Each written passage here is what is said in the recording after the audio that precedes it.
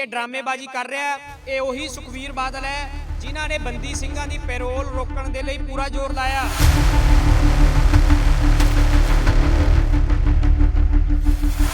Professor Bhullar ਨੂੰ ਦਿੱਲੀ ਤੋਂ Punjab shift ਨਹੀਂ ਹੋਣ ਦਿੱਤਾ ਸੀ ਇਹਨਾਂ ਲੋਕਾਂ ਨੇ। ਹੁਣ ਸਿਰਫ ਇਹ ਸਿਆਸਤ ਕਰ ਰਹੇ ਨੇ। मैं समझदा बंदी ਸਿੰਘਾਂ ਦੀ रिहाई ਦੇ ਲਈ जिन्नी दोषी आम आदमी पार्टी है उन्ना ही कांग्रेस ते अकाली दल ते बीजेपी ये सारे बराबर के दोषी ने। वो समय की बाइटा मीडिया की अज भी सोशल मीडिया ते चल रही ने भगवंत मान दियां कि बंदी ਸਿੰਘਾਂ ਨੂੰ रिहा करना चाहिए ते जदों इन्हां दी आप सत्ता 'च आ गए अपनी सरकार बन गई कि साडे ਸਿੰਘਾਂ ਦੀ पैरोल भी रोकती तुसीं।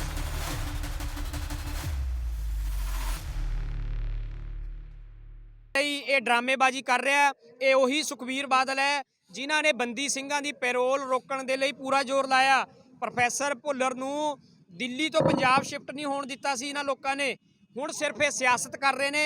ਮੈਂ ਸਮਝਦਾ ਬੰਦੀ ਸਿੰਘਾਂ ਦੀ ਰਿਹਾਈ ਦੇ ਲਈ ਜਿੰਨੀ ਦੋਸ਼ੀ ਆਮ ਆਦਮੀ ਪਾਰਟੀ ਹੈ ਉਨਾ ਹੀ ਕਾਂਗਰਸ ਤੇ ਅਕਾਲੀ ਦਲ ਤੇ ਬੀਜੇਪੀ ਇਹ ਸਾਰੇ ਬਰਾਬਰ ਦੇ ਦੋਸ਼ੀ ਨੇ। ਤੁਹਾਡੇ ਵੱਲੋਂ ਅਗਲਾ ਸਟੈਪ ਕੀ ਹੋਗਾ? ਤੁਸੀਂ ਡੀਸੀ ਨੂੰ ਮੰਗ ਪੱਤਰ ਦਵੋਗੇ, ਉਸ ਤੋਂ ਬਾਅਦ ਆਪ ਪ੍ਰੋਟੈਸਟ ਵੀ ਕਰ ਰਹੇ ਹੋ। ਹੁਣ ਅਗਲਾ ਹੀ ਜਿਹੜੀ ਹੈ ਜੇਕਰ ਰਿਹਾਈ ਨਾ ਕੀਤੀ ਜਾਂਦੀ ਇਹਨਾਂ ਦੀ ਫਿਰ ਉਸ ਤੋਂ ਬਾਅਦ ਕੀ ਹੋਊਗਾ? ਅਸੀਂ ਪੱਕੇ ਤੌਰ ਤੇ ਪਟਿਆਲੇ ਬੈਠਾਂਗੇ, ਪੱਕਾ ਮੋਰਚਾ ਲਾਵਾਂਗੇ ਡੀਸੀ ਦਫ਼ਤਰ ਦੇ ਬਾਹਰ ਜਦੋਂ ਤੱਕ ਸਾਡੇ ਸਿੰਘਾਂ ਦੀ ਰਿਹਾਈ ਜਾਂ ਸਾਡੇ ਸਿੰਘਾਂ ਦੀ ਅੱਜ ਦਾ ਜਿਹੜਾ ਮੇਨ ਮੁੱਦਾ ਹੈਗਾ ਪੈਰੋਲ ਦਾ ਵੀ ਉਹ ਪੈਰੋਲ ਨਹੀਂ ਦਿੱਤੀ ਜਾਂਦੀ। ਕਿਉਂਕਿ ਤੁਹਾਨੂੰ ਪਤਾ ਇਹ ਪੈਰੋਲ ਜਦੋਂ ਹੋਈ ਸੀ ਉਸ ਸਮੇਂ ਖੁਦ ਸਰਦਾਰ ਭਗਵੰਤ ਮਾਨ ਜਿਹੜਾ ਅੰਬ ਸਾਹਿਬ ਮੋਰਚਾ ਲੱਗਿਆ ਸੀ ਭਾਈ ਗੁਰਬਖਸ਼ ਸਿੰਘ ਵੱਲੋਂ ਉਸ ਵਿੱਚ ਸ਼ਮੂਲੀਅਤ ਕੀਤੀ ਸੀ।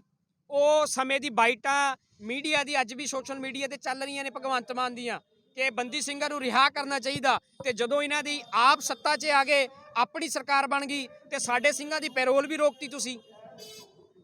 ये मनुखी अधिकारां दा घाण हो रहा बहुत वड्डा।